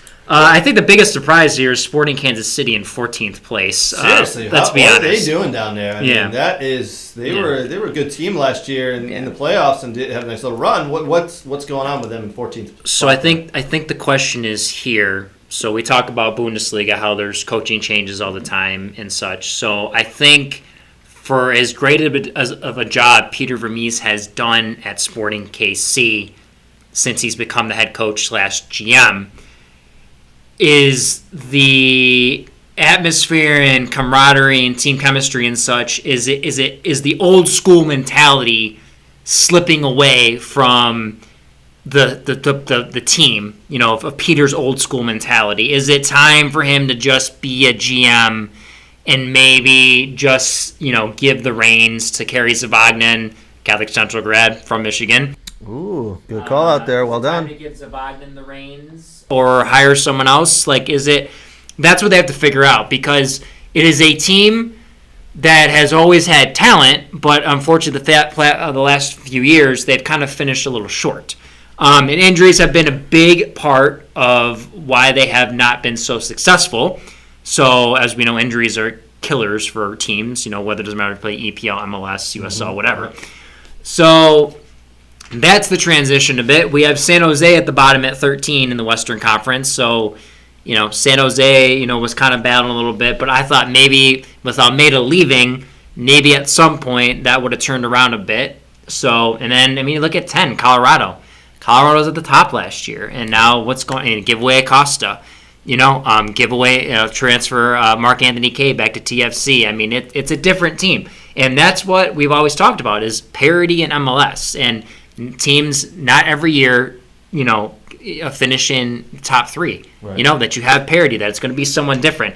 Now, obviously, we can see LAFC are number 1, and we know with Gareth Bale and Chiellini now and Acosta. Did anybody see the Chiellini defensive maneuver the other day? Yes. He goes the volleyball bat. He goes up, he goes up to head the ball, and he realizes, oh, shit, the ball's a lot higher. Yeah. Okay, boom. Yes. Yep, yes, that's a yellow card referee. I get it. It was a veteran move. Oh, absolutely. Yeah. Just like he did in the fucking Euros with England when he was playing for Italy. That son of a bitch. There was no foul there. Anyways, so I hate you. That was absolutely a foul. I don't know what you're talking about. It was a professional foul, and I get it.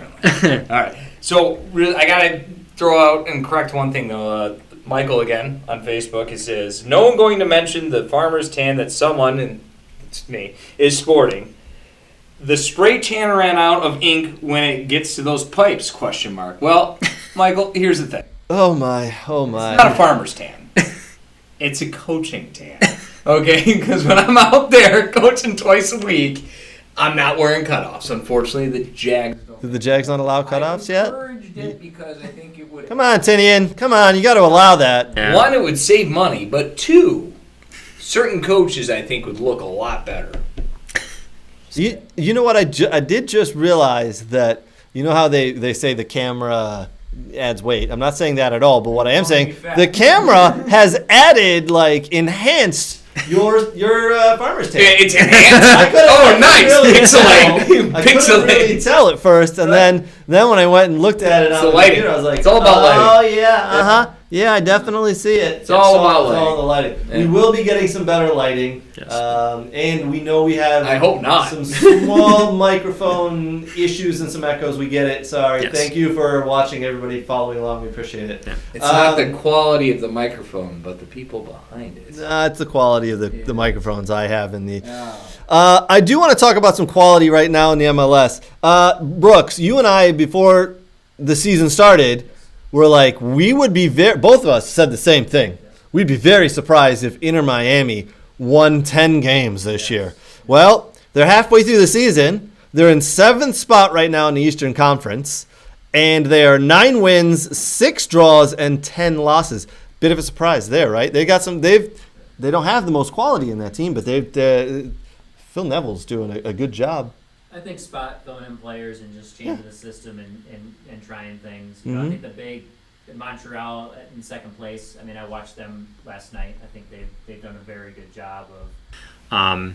Wilfred Nancy's done a very good job of just getting players in and finding the right players with Wanyama. Georgi Mihailovic, who they got from the Chicago Fire, has been a very impactful player. They've got great goalkeeping in a timely manner. If you watch them in Champions League. They did a phenomenal job for how far they got for CONCACAF Champions League. So, I think that was a surprise for me. No shocker that New York City FC's up there, nor Philly. Yeah. Red Bull probably a little bit. I don't think people maybe thought that Red Bull would have been maybe as high at 4. Surprise. Yes, but another surprise though. We just said Inter Miami at 7. Yeah. New England at 8. I know. If the season finished today, they wouldn't make the playoffs. Yes. That after after the season that New England had last year, right? The Supporters Shield winning, which is the most points. Yep. They had the most points ever in an MLS season, regular season, from what I understand. And now down at 8th. Again, if the season finishes right now, they don't make the playoffs. Inter Miami does. It's that last team in the Eastern Conference. Quality is kind of lacking right now for New England. It's strange. Again, like you said at the beginning of the segment, parity. That's what the MLS is built on. It's built on parity from one year to the next. And those teams haven't exactly had big turnover. No. It's just maybe. I think you're seeing New England, like Turner was obviously Going to go right, but legit, you're like, where do these guys play? Do we need to go younger? We're going to bring our academy guys in and play a little bit. I think as you see MLS develop, you're going to see. I think there's a big shift towards playing your academy players and getting them into the team somehow, but also getting your fair share of international players. And then fitting in, obviously, the college guys you draft, plus the other domestic players around the league. So, you can't have it. The thing with me is, and what I've just tended to find is, LAFC's done it pretty well finding, mostly international players. But it's tough to have a team of all international players, that don't understand the league. And then, depending on the coach you have, you have an international coach. It's like we talked about. It's very difficult to come in MLS. you don't understand how things work. Agreed. When you're international. And you kind of bring up something. I was looking at two teams specifically. One who has brought in some international players, and it's not kind of worked out. Also brought in a new coach, new GM, Toronto FC, with Bob Bradley. Bob Bradley's come in there, and they were terrible last year, and now they're 12th. They're not doing so hot. They brought in Insigne. They brought in some other players, Bob Bradley. And again, first year, so they're still. But they haven't had those two Italian players. They didn't have them until the middle of July. See how much of a difference they make when they've been brought in. Agreed, and I think their quality will show next year. They both did come in, and they said, especially Insigne, said, I didn't realize how good of a league this was. Yes. Big kudos to the MLS there. A big-time player, Insigne says that. Bob Bradley, this is his rebuilding year. I think next year is when we can judge them. The team he left, LAFC, finds himself in first place. Now, they find themselves in first place. They re-signed Vela. They brought in Gareth Bale, Chiellini. That's big-time players. Looking to ship out Brian Rodriguez to get some money for that. Sure. And that's the thing that John Thornton does, is he makes good moves. I'm going to sell a guy. I already got the money. Now I can bring in this guy. Yeah. I mean, they didn't have to use, I believe they didn't even use a DP spot for Gareth Bale. So they could buy him with Tam and Gam. That DP Sure. spots, you only get 3. So that's like the most expensive guys in your team. Vela being one of them. I think Brian Rodriguez was the other one. And maybe Arango. Those were the 3 DPs they were using. You get a guy like Bale where you're not Paying him DP money, and he's like, okay, I'll come play in MLS. I got to get ready for the World Cup, and that's a pretty darn good move. That's good financial moves, which we talked about earlier. Is whether EPL talk is finding the right guys financially to bring in that fit the system, and don't put you over the cap. Now that's a difference though, is there's a cap in MLS compared to European soccer. Finding the right guys to fit this. Here we go. Here we go. Brings it full circle to where we were at the beginning of the show. Talked Yeah. about this early on, somewhere, somehow. But you also have a little wiggle room with Bale because he's very versatile in what he can do compared to maybe some other MLS players or DP, top MLS players within the league. Sure. So It's very interesting what he's done over there, the GM at LAFC, and some big. But again, listen, Kansas City's not going to be bringing in Gareth Bale and Chiellini because that's not a sexy city to those players, right? They want to go to LAFC. They want to go play in LA. New York. Yeah, they want that's. You're telling me there's not Like a hankering for people to go to Kansas City? Or Houston. Have you had the Ribs down there? Austin started building. Oh yeah, Austin's building. I have not. Sweet city. If you ever been down there. yeah. Oh, I've been to Austin. Yeah, it's a great city. Yeah, look at this town. Diaz, Ladero, Yeah. Seattle's they were talking about awesome. Suarez. Maybe they were linked with them a bit before he decided to go back to where he started. Back to South America. Yeah. So, It is interesting. So, the MLS right now is in full swing. They just got done with the MLS All-Star break, which was the All-Star game, where MLS All-Stars played Liga MX All-Stars. 2-1 victory. 2-1 victory. They're not gonna do that anymore. I heard that they said they were gonna stop bringing in Liga. Lucky now. I thought I saw a little. Did thing you? About it. Yeah. I didn't see Is it. Liga MX upset because MLS is starting to jump them a little bit? I don't know, but that's what I thought. I do want to say, though, a big clap out to MLS for 2 years in a row now. Yeah. 2 years in a row beating Liga MX. And a good game, too. It wasn't your typical, like, NBA All-Star game where no defense is played. This is 2-1, and they were going at it. That was an entertaining game. The skills competition, not a fan of that, minus Goalie Wars. Anybody see Goalie Wars? Holy shit, I had fun watching that. Yes. But anyway, so some interesting storylines in the MLS. Yeah. Something to keep our eyes on moving forward. We'll wrap up we'll wrap that up. Any other further notes you want to talk about, or topics you want to talk about there for the MLS, Brooks, or are we good? Apparently Stephen Fry got scored on, so it's 1-0 RSL right now. Yeah. But it's 1-1 Nashville and Minnesota. How about me some Wayne Rooney? How's my Oh, at boy DC Wayne? United, Yeah, huh? come on now. I think he's done. I think you need He's- to give him time, and if you give him the ability to find his players, I For- feel like wait, he can make Hold on. DC United Find interesting. players to do what now? Why? To do what? To fit into his system, right? Into his, Well, yeah, but you know, you see they're playing with winbacks. They get rid of Gressel, and now they're going 4-4-2. You know what I Oh, mean? love me some 4-4-2. Don't give Yeah. me any of this 3-4-3 bullshit. Oh, we're gonna play a 3-5 fucking 2-1. What? No. 4-4-2. Wayne Rooney, old school, knows how to play. That's what he has now. slash. and so- None of these people are smart enough to understand it. Yep. 4-4-2. That sounds like And that's why Craig likes it. that sounds like my men's bullets team. You guys want to play this? No, we're gonna play a What now? 4-4-2, which is actually a 4-4-1-1 when I'm on the field because they don't let me past half field. But Wayne Rooney does have a big task, a big task in his hands They're in because last place right now. they're in But last place. listen, he's not going to change it. Yeah. It's a 2-year gig, right? Right, basically for the most part. Oh, Yeah, I think he signed a 3-year deal. I think it's a 3. But then the question is this like 2 years and I do well, I go back to Europe because I've proven myself? Well, that's what they're Like, speculating because his Yeah. family basically stayed in Europe. Yes. And we're like, all right, so you go there for 3-4 months or whatever until the season's out, then you Yeah. come back, and then you go back, for whatever 7-8 months, and then you're done. Yep. You know. Yeah. So. Yeah, I mean that's kind of what we're speculating that he'll, but let's not. I want to switch back. Sorry, let's not take anything away from that. Who cares? A big time coach is coming to the MLS to get his footing, to get some things worked out, and Who he. cares? If I mean, anything, I Bureau think did it it. speaks. Bureau did yeah. NYCFC, and now he's. I think is that Palace? Yeah. I think it speaks Yeah. testament to the league. Absolutely. I don't think I didn't say that as a knock. Oh no. No, Yeah, no, it no, wasn't no. meant Yeah. to be one. Wow. No, I don't think we took it as a knock, but I Stop wanted to doing make it. sure we hit upon that I think because. it's a good learning curve for coaches that want to go coach in Europe. Yeah, absolutely. To learn how to win with smaller budgets. With parity within the with parity league. Within the league. Right. And then when you get to a bigger league, okay, and understanding talent, because it's important to coach in other leagues to understand if talent translates to certain Yeah. leagues too. Yeah, absolutely. I do want to maybe next week or the week after we'll go ahead and talk about that Fry being the U.S. men's national team third Great string debate. goalkeeper That's not a debate. Debate. This guy's drinking whatever Kool-Aid. I want to know what's in his. Is that a tumbler? Is that a tumbler? Is that what that? It's Thermos. It's not a weird soccer tumbler. So Throw it out. Shit. Throw it out. Yeah, I like a don't. hydro- A I don't flask know what type that of is. thing. We are Flask? soccer tumblers. If If you you don't drink out of it, you're shit. That should actually be the tagline on this. Yeah. Again, product of the week on sale, $14.99. We're not going to ship out a lot of Champions those. drink out of it. That's why I Ooh. don't have one. Champions of what though? I don't know. Yeah, I don't know. for you one that I don't have. Stick up. There you go. There it is. You want to win the state cup? Drink Drink out one of your these. Soccer tumbler, guaranteed. If Craig Hearn is on your team and you're the Bullets, you will win the state cup.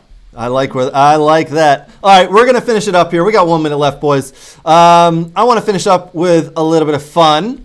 We're gonna be quick. We got 1 minute. So tell me, Nate, what's your favorite food That I'm allowed to eat, or that that you could eat anytime? You're an Right adult. now You can I'm eat. on a highly restricted diet. I- So I'm gonna go with my smoked chicken. Ooh. but in reality, if it's anything, oh man, we're going Went to Brazilian steakhouse and we're getting some of that Brazilian cut meat. Ooh, that is good. Yeah. I'm starving right now, by the Me way. too. So Yeah. That's that okay. I'm sounds always pretty hungry. good. It's, Yeah. it's just what it is. I Brooks, what's your favorite food? You could have any meal. Seafood pasta, like with some shrimp, yeah, some good sauce, Alfredo, whatever. Oh, yeah. I'll say my favorite food, and I bet you guys didn't see this coming. I like a good Indian curry. There's nothing wrong with that. Ooh, love me some Indian curry. Let me tell you. All right, last question of the day for you boys, so the viewers can get to know us a little bit better.